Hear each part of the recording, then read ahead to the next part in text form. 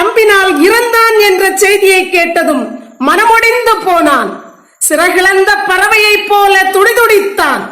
அர்ச்சுனனை கொன்று மன அமைதி கொள்வேன் என்று போர்க்களம் வந்த துரியோதனனுக்கு எதிரில் பீமன் வந்துற்றான்.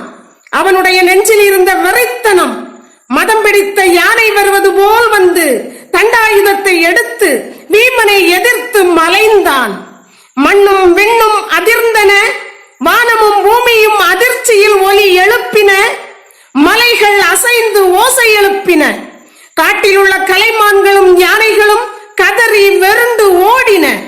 போர்க்களத்தில் துகள் பல பறந்ததால் சூரியனையே தோன்ற விடாமல் மறைத்தன.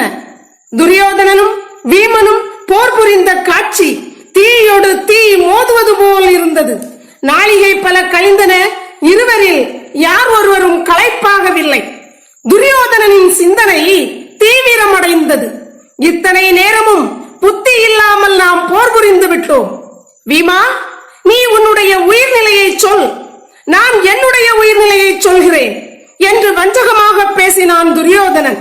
அதோடு என் உயிர்நிலை உடம்பின் இடதுபுறம் என்றும் கூறினான். பீமன் நம்பினான். தன்னுடைய உண்மையான உயிர்நிலையை கூறினான். போர் மூண்டது. வாட்டமுற்றான் பீமன். பொய் கூறிய துரியோதனன் இம்மியளவும் சளைக்கவில்லை. பிதாவை நோக்கும் பிள்ளையைப் போல பீமன் கண்ணனை பார்த்தான். மாயக்கண்ணன் வலது தொடையில் கண் காட்டினார். தண்டாயுதத்தை எடுத்தான் பீமன். அடித்தான் துரியோதனனின் வலது தொடையில்.